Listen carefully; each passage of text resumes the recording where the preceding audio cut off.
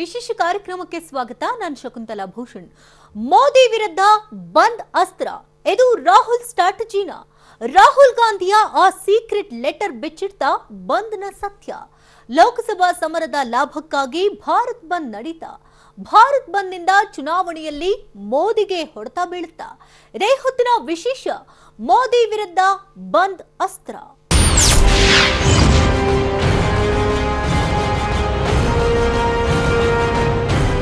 ಕಾರ್ಮಿಕ ಸಂಘಟನೆಗಳು 2 ದಿನದ ಬಂದ್ಗೆ ಕರೆ ಕೊಟ್ಟಿದ್ವು. ಕೇಂದ್ರ ಸರ್ಕಾರದ ಕೆಲ ನೀತಿಗಳನ್ನ ವಿರೋಧಿಸಿ ಕಾರ್ಮಿಕ ಸಂಘಗಳು ಮುಷ್ಕರ ಮಾಡಿದ್ವು. 2 ದಿನಗಳ ಕಾಲ ರಾಜ್ಯ ಸಂಪೂರ್ಣವಾಗಿ ಸ್ತಬ್ಧವಾಗಿತ್ತು.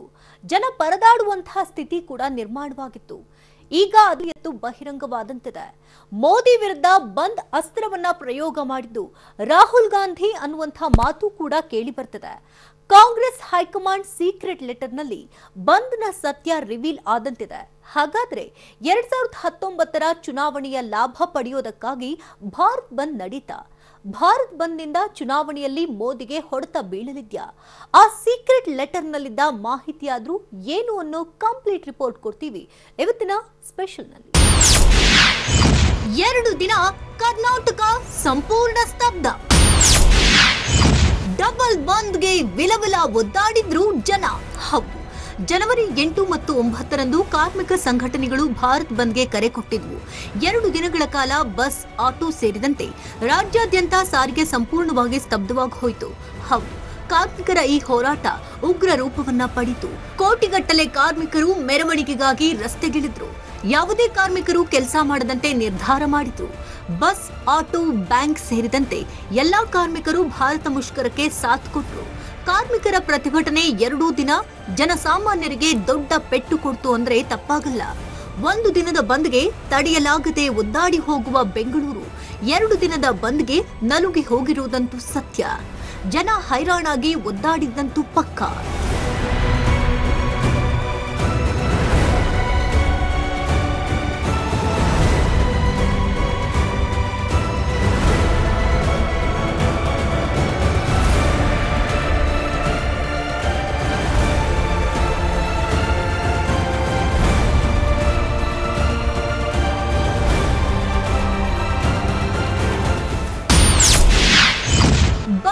ಮೊದಲ ದಿನ ನೀರಸ ಪ್ರತಿಕ್ರಿಯೆ.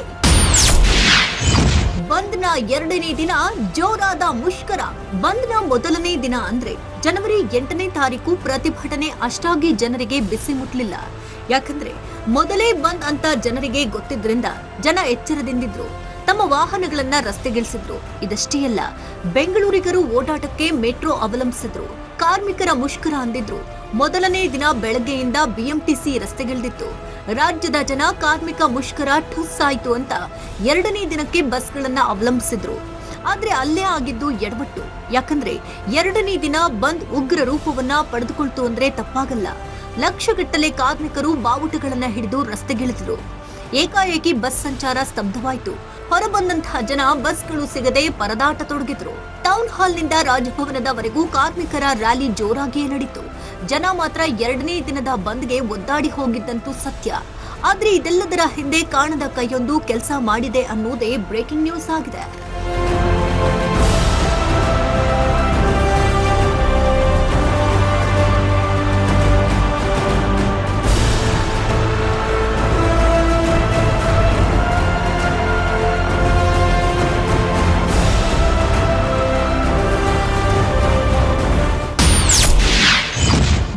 ಬಂದ್ ಹಿಂದಿದ್ಯಾ ಕಾಣದ ಕೈ?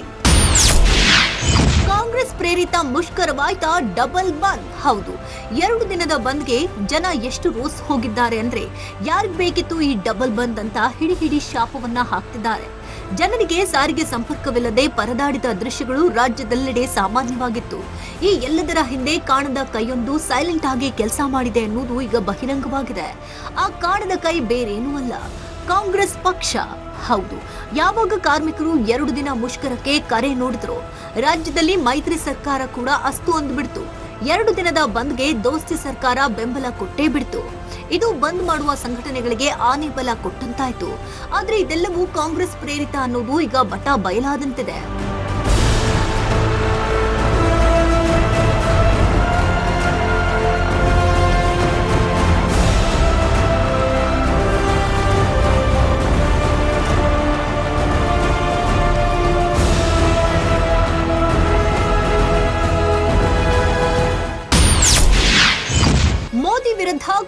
ಕಾರ್ಮಿಕರ ಮುಷ್ಕರಕ್ಕೆ ಕಿಡಿ ಹೊತ್ತಿಸಿದ ಕಾಂಗ್ರೆಸ್. ಕಾರ್ಮಿಕ ಸಂಘಟನೆಗಳು ಬಂದ್ ಮಾಡಲು ಕಾರಣವೇ ಕೇಂದ್ರ ಸರ್ಕಾರ. ರಸ್ತೆ ಸುರಕ್ಷತಾ ತಿದ್ದುಪಡಿ ಕಾಯ್ದೆ ಸೇರಿದಂತೆ ವಿವಿಧ ರೀತಿಯ 12 ಬೇಡಿಕೆಗಳನ್ನು ಮುಂದಿಟ್ಟುಕೊಂಡು ಮೋದಿ ವಿರುದ್ಧ ಸಮರ ಸಾರಿದ್ರು ಕಾರ್ಮಿಕರು. ಆದರೆ ಈ ಮುಷ್ಕರಕ್ಕೆ ಮೂಲ ಕಾರಣವೇ ಕಾಂಗ್ರೆಸ್ ಅನ್ನೋ ಆರೋಪ ಕೇಳಿ ಬರ್ತದೆ.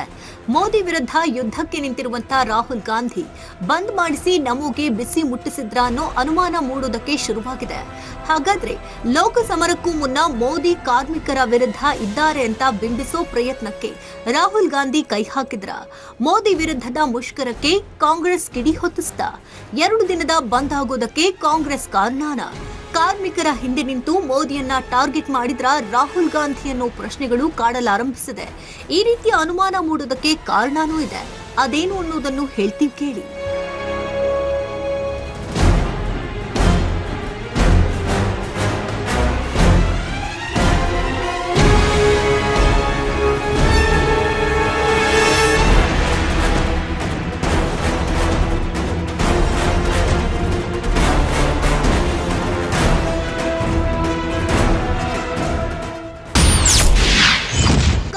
ಸಂಘಟನೆಗಳಿಗೆ ಸೀಕ್ರೆಟ್ ಲೆಟರ್ ಬರೆದ್ರ ರಾಹುಲ್ ಗಾಂಧಿ. ಮೋದಿ ವಿರುದ್ಧ ಡಬಲ್ ಬಂದ್ ಮಾಡಿ ಅಂತ ಕೈಕಮಾಂಡ್. ಕಾರ್ಮಿಕ ಸಂಘಟನೆಗಳ ಬಂದ್ ರಾಜಕೀಯ ಪ್ರೇರಿತಾನ?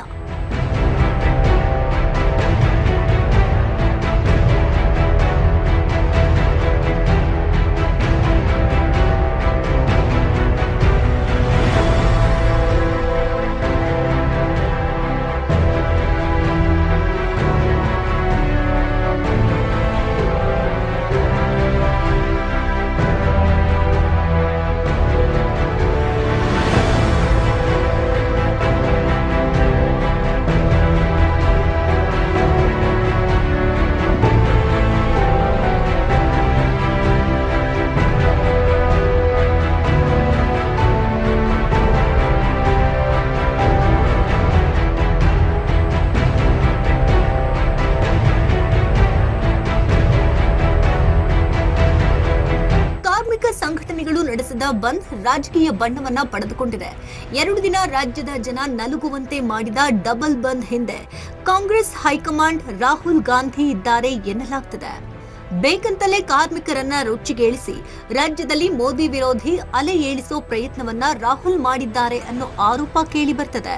ಬಂದ್ಗೆ ಪ್ರೇರೇಪಣೆಯಾಗುವಂತಹ ಪತ್ರವೊಂದನ್ನ ಕಾರ್ಮಿಕರಿಗೆ ರಾಹುಲ್ ಗಾಂಧಿ ಬರೆದಿದ್ದಾರೆ ಎನ್ನಲಾಗ್ತಿದೆ.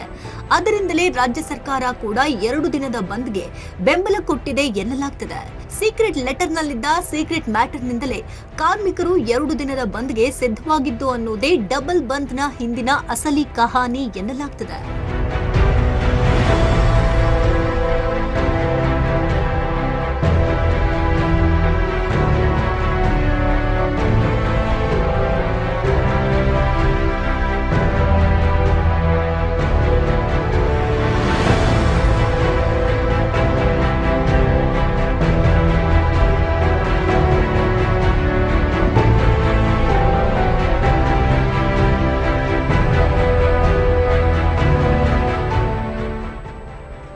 ಕಾರ್ಮಿಕರ ಬಂದ್ ಕಾಂಗ್ರೆಸ್ ಪ್ರೇರಿತ.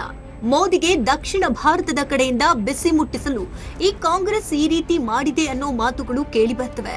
ಬೇಕಂತಲೇ ಬಂದ್ ಮಾಡಿಸುವ ಮೂಲಕ ಮೋದಿ ವಿರುದ್ಧ ಬಂದ್ ಅಸ್ತ್ರವನ್ನ ಬಿಟ್ಟಿದ್ದಾರೆ ರಾಹುಲ್ ಗಾಂಧಿ ಎನ್ನಲಾಗ್ತಿದೆ. ಇದಷ್ಟೇ ಅಲ್ಲ, ಸೀಕ್ರೆಟ್ ಲೆಟರ್ನಲ್ಲಿ ಕಾರ್ಮಿಕರ ಸಂಘಗಳು 2 ದಿನ ಬಂದ್ ಮಾಡಲು ಬೇಕಾದಂತಹ ಕಾರಣಗಳನ್ನ ಸ್ವತಃ ಕಾಂಗ್ರೆಸ್ ಪಕ್ಷವೇ ನೀಡಿ ಬಂದ್ಗೆ ಪ್ರೇರೇಪಿಸಿದೆ ಎನ್ನಲಾಗ್ತಿದೆ. 2 ದಿನದ ಬಂದ್ ಮೋದಿ ವಿರುದ್ಧ ಕಾಂಗ್ರೆಸ್ನ ಪಕ್ಕಾ ರಣತಂತ್ರ ಅನ್ನುವುದು ಆ ಒಂದು ಲೆಟರ್ನಿಂದ ಬಹಿರಂಗವಾದಂತಿದೆ. ಆ ಒಂದು ಲೆಟರ್ ಡಬಲ್ ಬಂದ್ನ ಸೀಕ್ರೆಟ್ನ ಬಿಚ್ಚಿಟ್ಟಿದೆ.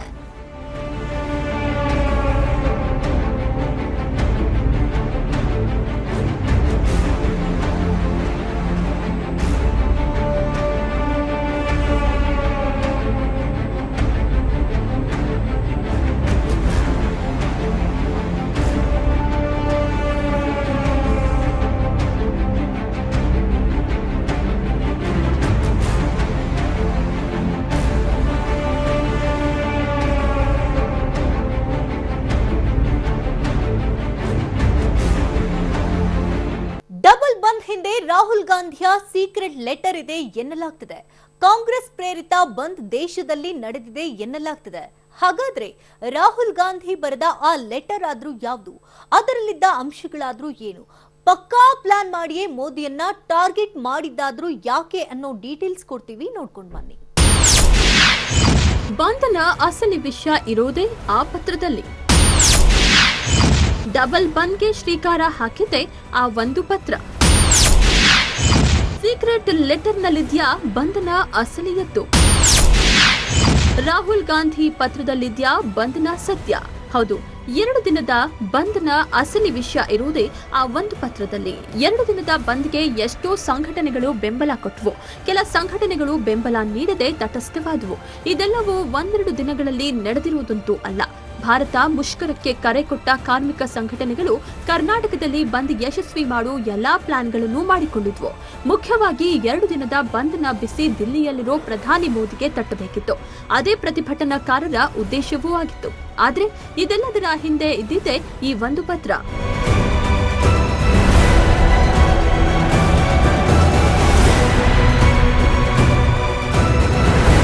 ಹೌದು, ಇದು ಬೇರೆ ಯಾವ ಪತ್ರವಲ್ಲ, ಆಲ್ ಇಂಡಿಯಾ ಕಾಂಗ್ರೆಸ್ ಕಮಿಟಿ ಅನ್ನೋ ತಲೆಬರಹವಿರೋ ಈ ಪತ್ರವನ್ನ ಕಾಂಗ್ರೆಸ್ ಹೈಕಮಾಂಡ್ ರಾಹುಲ್ ಗಾಂಧಿ ಬರೆದಿರೋದು. ಅದು ಕೂಡ ಡಿಸೆಂಬರ್ 20ನೇ ತಾರೀಕು. ಇಂಡಿಯನ್ ನ್ಯಾಷನಲ್ ಟ್ರೇಡ್ ಯೂನಿಯನ್ ಅಧ್ಯಕ್ಷರಾಗಿರೋ ಡಾಕ್ಟರ್ ಜಿ ಸಂಜೀವ ರೆಡ್ಡಿ ಅವರಿಗೆ ರಾಹುಲ್ ಗಾಂಧಿ ಪತ್ರದ ಮುಖೇನ ಒಂದು ವಿಚಾರವನ್ನ ಮಾತಾಡಿದ್ದಾರೆ. ಆ ಪತ್ರದ ಪ್ರತಿಕ್ರಿಯೆಯೇ 2 ದಿನದ ಕಾರ್ಮಿಕರ ಮುಷ್ಕರ ಎನ್ನಲಾಗ್ತಿದೆ.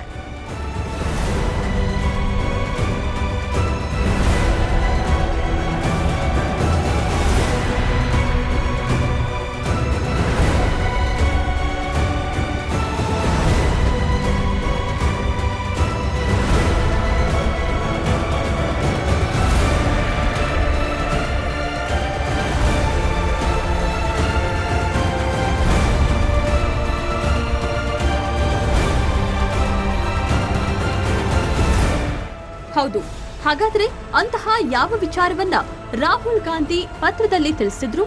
ಆ ಪತ್ರ ಬರೆದ ನಂತರವೇ ಕಾರ್ಮಿಕ ಮುಷ್ಕರ ಫಿಕ್ಸ್ ಆಯ್ತು ಅಂತ ಇರೋದಕ್ಕೆ ಅಸಲಿಗೆ ಆ ಪತ್ರದಲ್ಲಿ ಇರೋದಾದ್ರೂ ಏನು ಅನ್ನೋದನ್ನ ನೋಡೋದಾದ್ರೆ, ಆ ಒಂದು ಪತ್ರ ಆಲ್ ಇಂಡಿಯಾ ಮ್ಯಾನುಫ್ಯಾಕ್ಚರ್ಸ್ ಆರ್ಗನೈಸೇಷನ್ ಇಂದ ಇತ್ತೀಚೆಗೆ ಒಂದು ಸರ್ವೆ ಆಗಿದ್ದು, ಅದರಲ್ಲಿ 2014ರಿಂದ 43% ಕೆಲಸ ಕಳೆದುಕೊಳ್ಳುವವರು ಕೈಗಾರಿಕಾ ವಲಯದವರೇ ಆಗಿದ್ದಾರೆ ಎಂದು ಸಾಬೀತಾಗಿದೆ.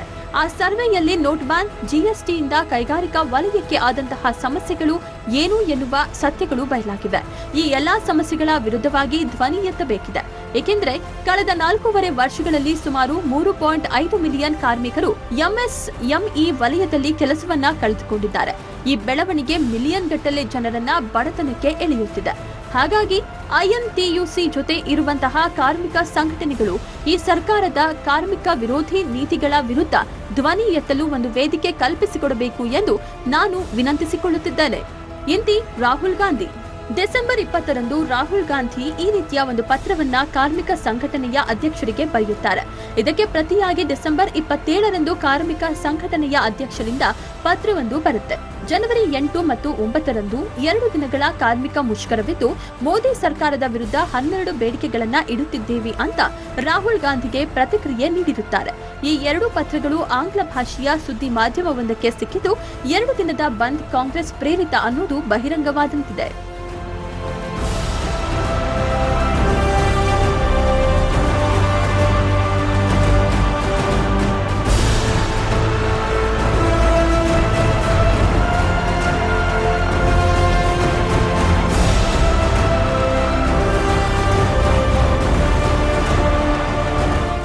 ಮೋದಿಯನ್ನ ಎಲ್ಲಾ ಕಡೆಯಿಂದ ಕಟ್ಟಿಹಾಕಬೇಕು, ದೇಶದಲ್ಲಿ ಮೋದಿ ವಿರೋಧದ ಅಲೆ ಎಬ್ಬಿಸಬೇಕು ಅನ್ನೋ ಪ್ಲಾನ್ ನಲ್ಲಿರೋ ಕಾಂಗ್ರೆಸ್ ಕಾರ್ಮಿಕ ವಲಯವನ್ನ ಸಿಟ್ಟಿಗೇಳುವಂತೆ ಮಾಡಿದೆ ಎನ್ನಲಾಗ್ತಿದೆ. ದೇಶಾದ್ಯಂತ 2 ದಿನ ಮುಷ್ಕರವಾಗಿ ಮೋದಿ ಸರ್ಕಾರದ ವಿರುದ್ಧ ಘೋಷಣೆಗಳು, ಪ್ರತಿಭಟನಾ ಮೆರವಣಿಗೆಗಳು ನಡೆದ್ರೆ ಅದು ಕಾಂಗ್ರೆಸ್ಗೆ ಪ್ಲಸ್ ಆಗಲಿದೆ ಅನ್ನೋದು ರಾಹುಲ್ ಗಾಂಧಿ ಲೆಕ್ಕಾಚಾರ ಎನ್ನಲಾಗ್ತಿದೆ. ಹಾಗಾಗಿಯೇ ಕರ್ನಾಟಕದಲ್ಲಿ ಬಂದ್ ಯಶಸ್ವಿಯಾಗಲೆಂದು ಸರ್ಕಾರವೇ ಬೆಂಬಲ ಕೊಟ್ಟಿದ್ದು, ಇದು ಕಾಂಗ್ರೆಸ್ ಪ್ರೇರಿತ ಅನ್ನೋ ಮಾತುಗಳೇ ಹೆಚ್ಚಾಗಿ ಕೇಳಿಬರ್ತಿವೆ.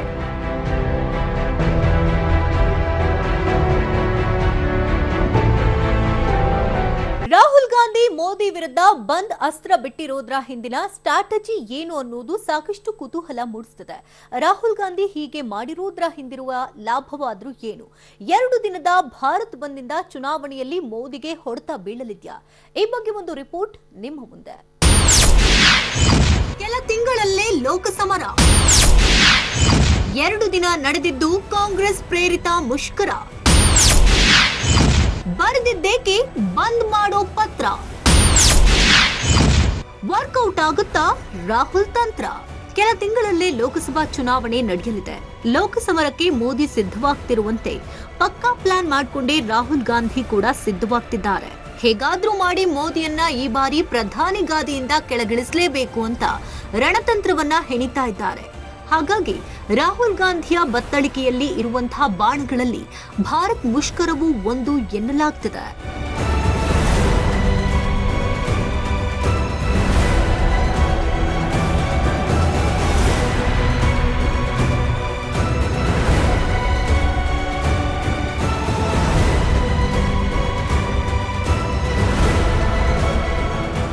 ಹೌದು, 2 ದಿನ ಭಾರತ್ ಬಂದ್ ಮಾಡಲಾಗಿದೆ.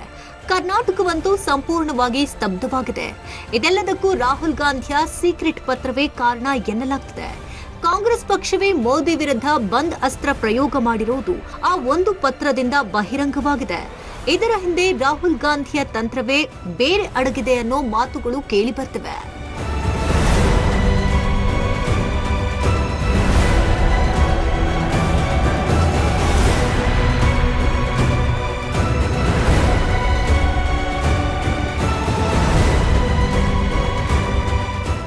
ಹೌದು, ಲೋಕಸಮರ ಇನ್ನೇನು ಕೆಲ ತಿಂಗಳಲ್ಲಿ ನಡೆಯಲಿದೆ. ಅಷ್ಟರಲ್ಲಿ ಮೋದಿ ವಿರೋಧದ ಅಲೆಯನ್ನ ದೇಶದಲ್ಲಿ ಹರಡಬೇಕು ಅನ್ನೋದು ಕಾಂಗ್ರೆಸ್ ತಂತ್ರವಾಗಿದೆಯಂತೆ.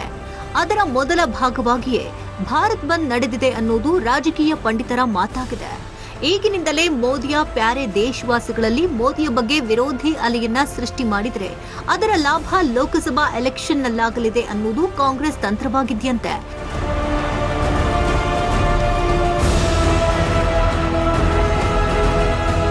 ಹಾಗಾಗಿಯೇ ಭಾರತ್ ಬಂದ್ ಮೂಲಕ ಕಾರ್ಮಿಕ ವರ್ಗದವರಲ್ಲಿ ಮೋದಿ ಬಗ್ಗೆ ಬೇರೆಯದ್ದೇ ಭಾವನೆ ಮೂಡಿಸುವ ಸಲುವಾಗಿ ಭಾರತ್ ಬಂದ್ ಮಾಡಲಾಗಿದೆ ಅನ್ನೋ ಮಾತುಗಳು ಕೇಳಿ ಬರ್ತಿವೆ. ಇದರಿಂದ ಮಧ್ಯಮ ವರ್ಗ ಹಾಗೂ ಬಡವರ್ಗದ ಜನರು ಕಾರ್ಮಿಕರ ಸಮಸ್ಯೆಗಳಿಗೆ ಸ್ಪಂದಿಸದ ಮೋದಿಯನ್ನು ಹಣಪಟ್ಟಿಯನ್ನ ಕಟ್ಟಲಿದ್ದಾರೆ. ಇದು ಕಾಂಗ್ರೆಸ್ಗೆ ಲಾಭವಾಗಲಿದೆ ಅನ್ನೋದು ರಾಹುಲ್ ಗಾಂಧಿಯ ಲೆಕ್ಕಾಚಾರ ಎನ್ನಲಾಗ್ತದೆ.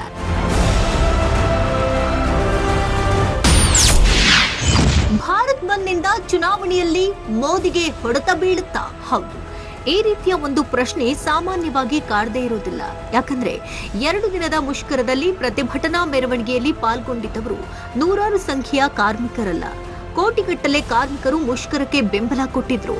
ಇದಷ್ಟೇ ಅಲ್ಲ, ಲಕ್ಷಾಂತರ ಸಂಖ್ಯೆಯಲ್ಲಿ ಕಾರ್ಮಿಕರು ಬಂದ್ನಲ್ಲಿ ಪಾಲ್ಗೊಂಡಿದ್ರು. ಇದು ಮೋದಿಗೆ ಹೊಡೆತ ಕೊಟ್ಟರು ಕೊಡಬಹುದು ಅನ್ನೋದು ಒಂದು ಲೆಕ್ಕಾಚಾರವಾಗಿದೆ.